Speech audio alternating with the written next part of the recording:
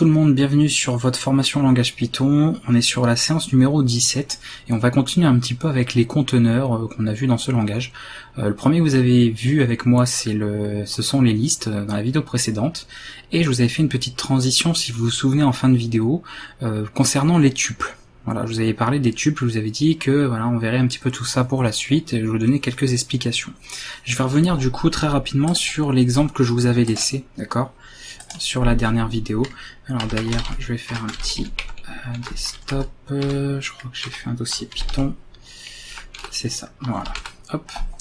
Donc la dernière fois, d'accord, je vous avais laissé, on avait fait une sorte de liste, par exemple, en mettant, je sais pas moi, plusieurs choses. Mettre une liste comme ça, et on avait fait ensuite for, je sais pas moi, une chose par exemple, donc pour chaque chose dans la liste, d'accord, alors enumerate, mais pardon, voilà, de la liste, oups, on faisait tout simplement un print de cette chose, voilà, et du coup automatiquement en faisant ceci, vous voyez qu'on avait cette sorte de syntaxe, en fait, je vous avais dit que ça s'appelait un tuple, d'accord, on pourrait l'identifier comme ça avec des parenthèses, et notamment ici on le voyait bien avec un couple de valeurs et une virgule surtout, c'est surtout ça qui est important, pour séparer ces fameuses valeurs. Donc ça, c'est un nouveau type de conteneur qui est assez particulier. Alors c'est un système de séquence, hein, parce que je dis la liste, donc là, pour résumer, on va dire niveau vocabulaire, un conteneur tout simplement c'est une manière d'organiser des données, d'accord, de contenir, voilà, c'est quelque chose qui peut contenir des données, et on en a quelques-unes qui sont les séquences. Parmi les conteneurs type séquence, on a donc la liste, celui que vous avez vu précédemment, et on a maintenant les tuples. Alors quelle différence? Parce que s'il y en a deux, c'est bien qu'il y a une différence entre les deux qui sont chacun à leur utilité. La liste, je reviens pas dessus, c'était la vidéo d'avant. Pour un tuple, la différence par rapport à la liste, c'est que vous allez pouvoir donc avoir une séquence, bon ça déjà toujours pareil, qui va pouvoir contenir des objets. Par contre, les tuples sont immuables, c'est-à-dire qu'une fois que vous avez créé des tuples, vous allez voir comment on va faire ça, on ne peut pas les modifier. On ne peut donc rien ajouter dedans, on ne peut certainement pas supprimer, puisque je rappelle qu'une suppression est une modification, au même titre qu'un ajout ou ce genre de choses. Donc voilà, la seule différence c'est ça surtout, c'est qu'un tuple, on peut le créer, pas de problème, mais une fois qu'il est créé, il ne bouge pas. Donc ça peut servir notamment à définir des constantes. On peut très bien définir des constantes avec le système de tuples, mais vous allez voir également deux avantages et l'utilité surtout de ce système-là. Voilà, alors on va regarder déjà comment créer un tuple, d'accord, parce que maintenant vous voyez un petit peu la syntaxe que ça peut avoir, comment on va créer ça. Alors en général, d'ailleurs vous en avez utilisé quelque part sans forcément le savoir, les tuples, on va s'en servir, enfin on va déjà en créer un, pardon, on va créer un tuple déjà. Hop, on va en créer un comme ça. Un tuple, pour que ce soit bien visible, on va le définir avec des parenthèses, d'accord. Là où on a les crochets pour la liste, pour un tuple on va avoir des parenthèses. Si je fais ceci, j'ai un tuple vide, d'accord. D'ailleurs on peut même vérifier, si je fais print de type de mon tuple, voilà, vous voyez qu'il vous met que ça appartient bien à la classe tuple. Donc je rappelle que tout est objet en Python, donc là ça ne fait évidemment pas exception à la règle. On avait la classe liste précédemment, là on a la classe tuple pour les tuples, donc la même chose. Donc on met des parenthèses que ça permet de facilement les distinguer. Un tuple ne peut ne contenir qu'une seule valeur, même si c'est assez rare, c'est assez, même je dirais pas forcément utile, mais si vous voulez mettre une seule valeur dans un tuple, vous allez mettre n'importe quoi, donc je rappelle que ça peut contenir tout type d'objets, hein, des chaînes de caractères, des nombres, d'autres types d'objets, comme je sais pas moi, un personnage, n'importe quoi. On va travailler avec des nombres parce que c'est plus rapide, mais vous pouvez mettre n'importe quoi. Je vais mettre par exemple 45, ce genre de choses. Alors si vous faites ça, ça peut être l'erreur, vous allez avoir des soucis, vous pouvez vous dire j'ai qu'une seule valeur, après tout je peux juste mettre ça. Non, si vous faites ça, vous n'aurez pas un tuple, vous aurez simplement la valeur en fait 45. Vous allez créer tout simplement un entier. D'ailleurs, je sais même pas s'il va... Normalement il devrait le prendre en compte de toute façon. Si je fais ça, voilà, vous voyez, il vous met que c'est de classe integer. Donc les parenthèses en fait elles vont pas créer d'erreur, d'accord, à l'exécution. Par contre il va vous dire que ce n'est pas un tuple. Pour avoir obligatoirement un tuple, il faut mettre une virgule même si vous n'avez qu'une seule valeur. À partir de là, regardez, on a effectivement bien le type tuple. Donc ça c'est très important. Même si vous n'avez qu'une seule valeur dans le tuple, vous n'oubliez pas la virgule à la fin. On peut, parce que c'est bien que vous sachiez la syntaxe, si un jour par exemple vous lisez le code de quelqu'un d'autre, etc., vous pouvez des fois avoir un tuple comme ceci. C'est également possible, c'est la même chose. Regardez, classe tuple ça fonctionne. Après c'est vrai que c'est moins lisible, donc en général on met des parenthèses pour pouvoir les indiquer facilement. D'accord, donc ça c'est une question d'habitude, c'est histoire de bien se repérer. Alors je vais mettre création de tuple. Voilà, on a plusieurs façons, on peut faire donc mon tuple égal comme ceci, donc là il est vide, d'accord. On peut faire également mon tuple avec par exemple, je sais pas moi, allez on va mettre ici 17, donc une seule valeur. Même chose, hein. Comme ceci, d'accord, idem qu'au-dessus, donc la ligne du dessus, hein. Voilà, hop, et on peut bien évidemment créer, hein, et ça paraît logique, un tuple avec plusieurs valeurs, d'accord, ce genre de choses. On peut en mettre 2, on peut en mettre 3, pas de problème. Plusieurs valeurs. Alors d'ailleurs je vais décaler un peu les commentaires, voilà, comme ça c'est clair. Donc sans problème, on peut très bien faire, alors on pourrait mettre pas mettre de parenthèses, mais je vous dis c'est mieux de les mettre. On peut mettre du coup plusieurs valeurs comme ceci, il n'y a pas de problème. Toujours la même chose, vous allez bien avoir le type tuple, d'accord. Donc mettez les parenthèses, moi je vous le recommande, quand vous faites des tuples, c'est simplement plus lisible. On a les crochets pour la liste, au moins en mettant des parenthèses, on sait qu'on a affaire à des tuples et pas, voilà, il n'y a pas de confusion possible. C'est tout à fait lisible, tout à fait compréhensible par n'importe quel développeur en Python. Comme ça on se trompe pas. Alors du coup, quel intérêt? Parce que c'est vrai qu'on peut, par exemple, là, une fois que j'ai créé ce tuple, je vais pas avoir de méthode pour ajouter une autre valeur dedans, je vais pas avoir de méthode pour les supprimer, je vais pas avoir de méthode pour les inverser ou faire du tri ou je ne sais quoi. Les tuples ne servent vraiment pas à ça. Ils servent, avant tout, on peut faire des constantes avec. Alors pourquoi? Bah je sais pas, moi ça peut être par exemple des constantes de paramètres pour un programme, un jeu, n'importe quoi, vous pourriez les définir comme ça, avec une suite comme ça de valeurs, hein, ou d'objets, peu importe. Et on peut bien évidemment par contre y accéder, d'accord. Si je veux accéder, admettons, à l'élément, le premier élément, bah, je vais tout simplement faire mon tuple de 0. Ça c'est comme pour les listes, d'accord. C'est un peu la syntaxe qu'on retrouve dans d'autres langages de programmation avec les tableaux. Et vous voyez que l'indice commence donc à 0 pour le premier élément, et si je fais mon tuple de 1, j'aurai ceci. Bien évidemment, si là je veux faire mon tuple de 2, c'est-à-dire le troisième élément, je vais avoir une exception index error, puisque je dépasse l'index, c'est-à-dire que je dépasse en fait tout simplement la zone du tuple. Il vous met d'ailleurs index out of range, donc pour dire tout simplement qu'on a dépassé. Donc à ce moment-là, on pourrait à la rigueur par exemple le vérifier.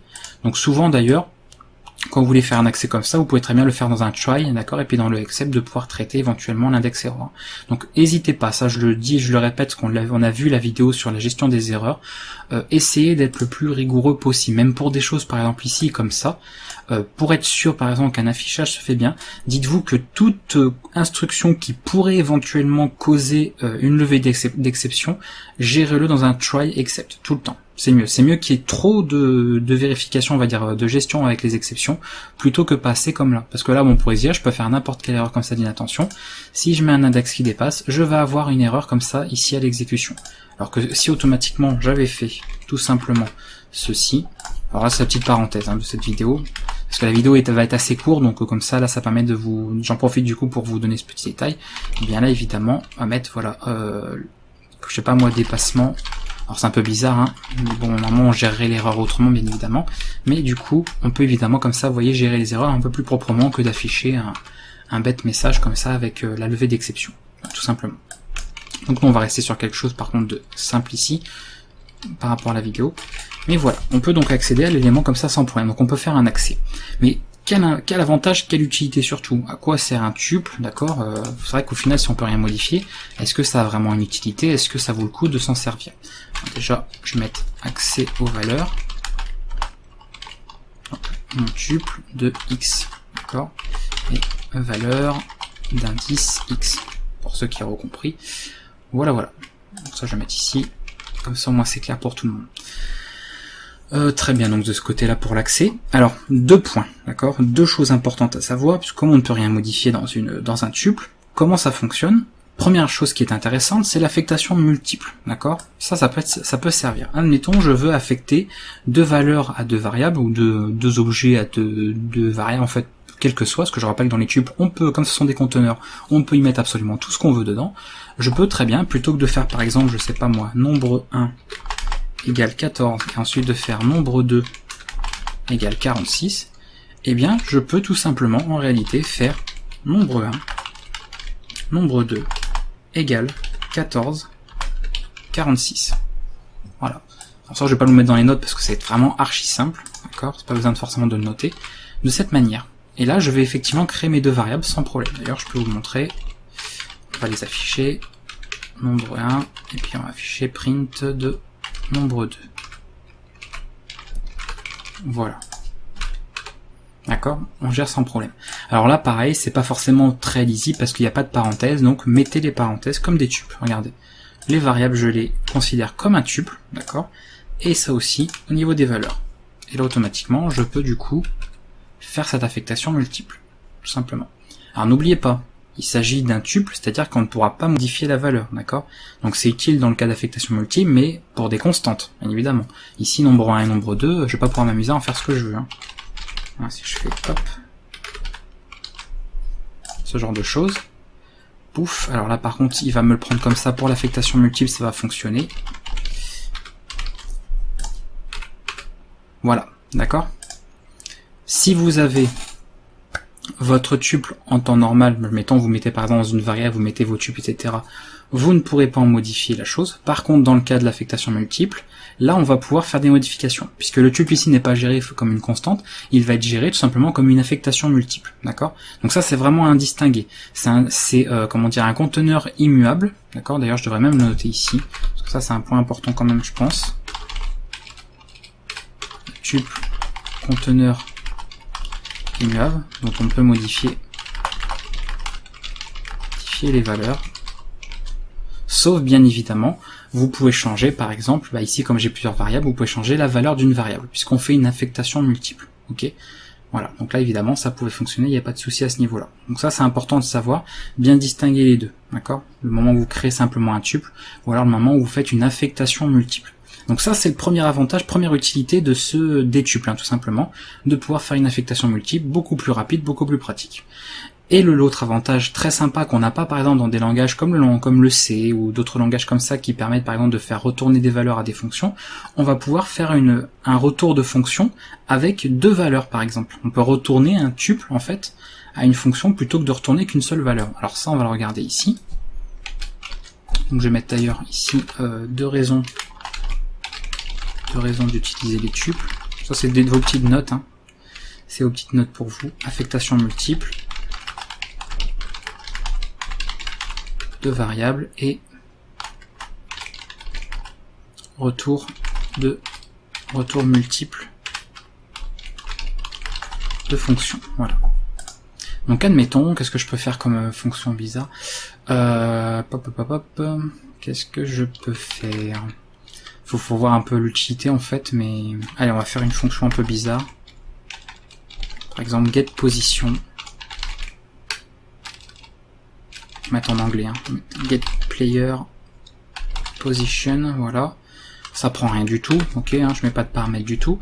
Et elle va faire tout simplement, donc on va avoir pose x, alors je mets n'importe quoi, d'ailleurs tiens on aurait même pu créer ici ce serveur des tubes pour faire l'affectation multiple, mais non on va faire un normal, je sais pas moi 148 par exemple, et puis on aurait pose y égale 86, et bien vous pouvez faire ceci, pose x, pose y, chose qui serait impossible à faire dans des langages comme je vous dis par exemple comme le langage C pour ceux qui utilisent ce langage ou qui suivent sur ma chaîne. Donc ça c'est tout à fait possible parce qu'en fait vous faites ça tout simplement. Vous pouvez d'ailleurs les mettre, vous retournez un tuple, d'accord, le tuple pose x pose y qui de toute façon ici est immuable puisque vous n'allez pas le changer dans la fonction, d'accord, vous allez récupérer ces valeurs mais dans la fonction il ne va pas être changé le tuple, donc pas de problème. Et comment on le récupère? Et bien là on est dans le programme principal, ça c'est important. Programme principal, voilà. On va voir par exemple corde x du joueur, mettons 0, corde y égale 0, on va mettre du coup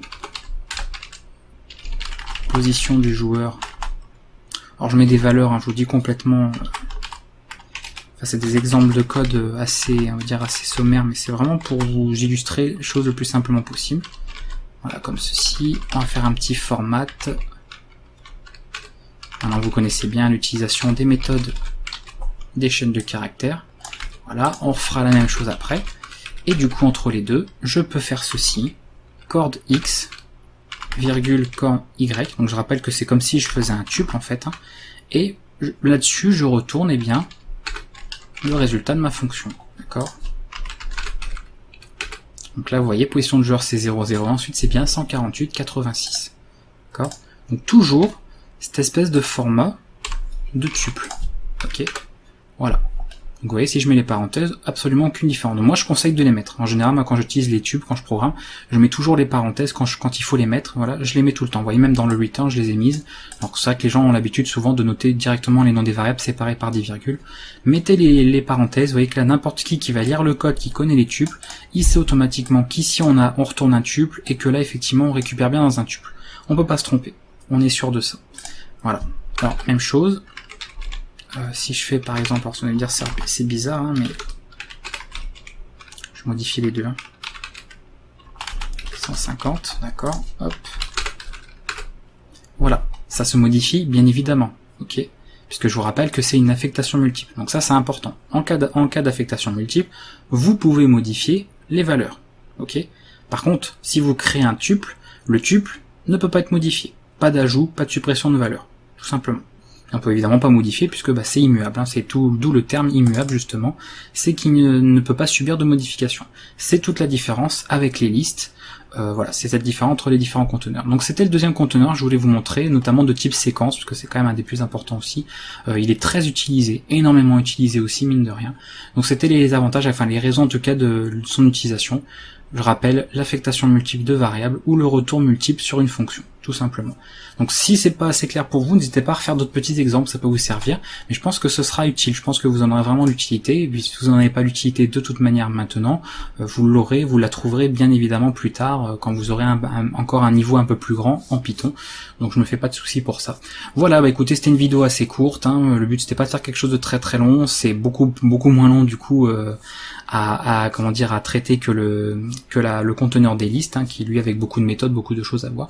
On se retrouvera du coup pour une prochaine vidéo où là je vous parlerai d'un autre conteneur, d'accord, on a encore quelques petits conteneurs à voir au niveau de ce langage, et voilà, entraînez-vous bien, hein, laissez des petits commentaires s'il y a besoin, normalement ça devrait être, je pense, suffisamment bien assimilé comme séance, et à la prochaine.